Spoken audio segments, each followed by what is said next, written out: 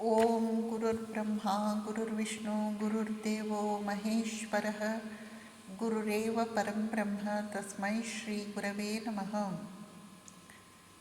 ಓಂ ತವ ಕಥಾಮೃತಂ ತಪ್ತಜೀವನಂ ಕವಿಭಿರೀಡಿತಂ ಕಲ್ಮಷಾಪಹಂ ಶ್ರವಣಮಂಗಲಂ ಶ್ರೀಮದಾತತಂ ಭುವಿ ಗೃಣಂತಿ ತೇ ಭೂರಿದಾ ಜನಾ.